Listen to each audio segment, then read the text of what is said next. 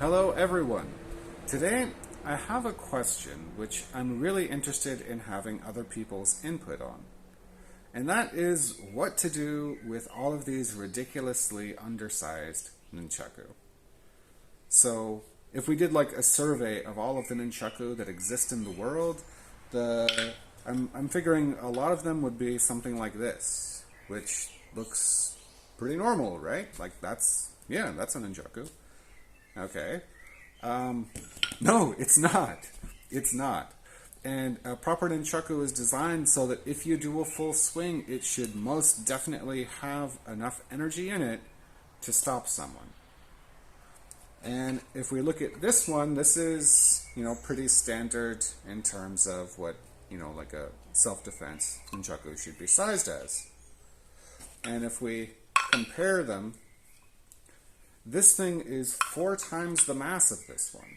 4 times. 400 grams, 100 grams.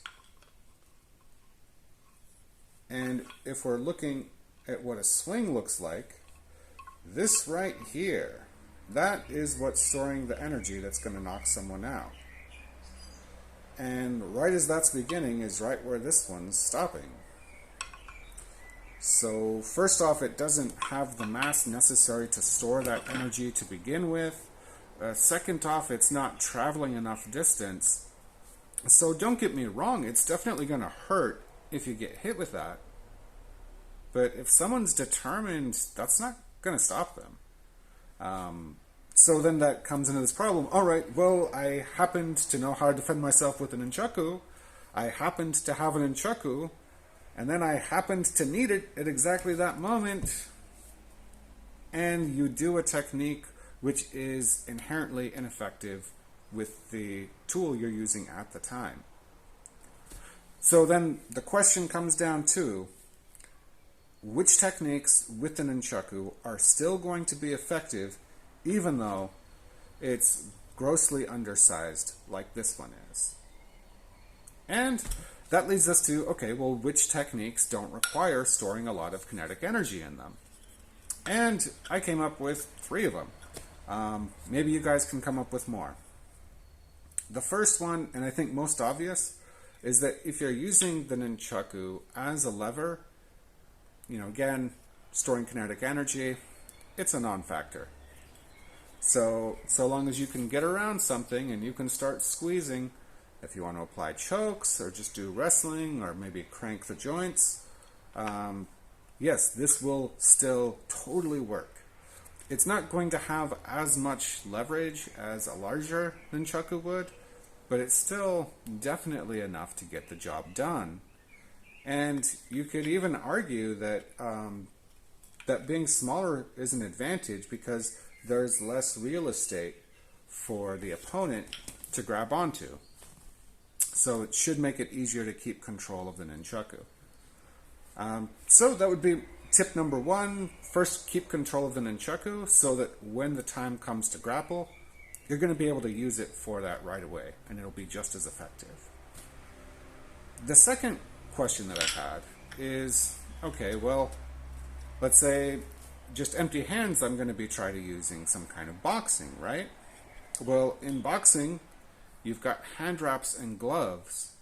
That allows you to get away with a lot of strikes which would otherwise be reckless. That possibility of accidentally punching someone in the forehead because they're trying to move evasively with your hands, even if they're well conditioned, it's a very high risk. Now, if you can instead be hitting with this little nub, now my hand is in 0 risk, and it's also applying that force over a smaller surface area, so it's going to be more damaging. And because I'm just getting my full body weight behind it, it doesn't matter how much energy is being stored in the nunchaku itself, because I'm getting my whole body into it.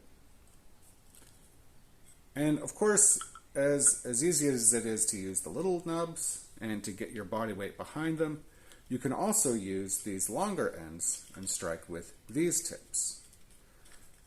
These, I think, are a bit more difficult to get your body weight behind, realistically, but you can definitely get the range advantage, and you can be aiming for very vulnerable targets such as the eyes. So 6 inches, that doesn't seem like a lot, but if you imagine fighting somebody who's 6 inches taller than you, that's terrifying, because in order for you to get in range to start hitting them, you're going to have to pass through all of this range in which they can be hitting you. And striking vulnerable targets like the eyes, nose, mouth, throat, they don't require having a lot of energy to be effective.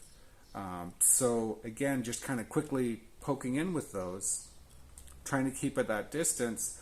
Then once they come in closer, getting your full body weight into these, closer still, then you can choke them out. So that would be my kind of go-to strategy of what you could do, but let me know what you guys think. Anyways, see you later.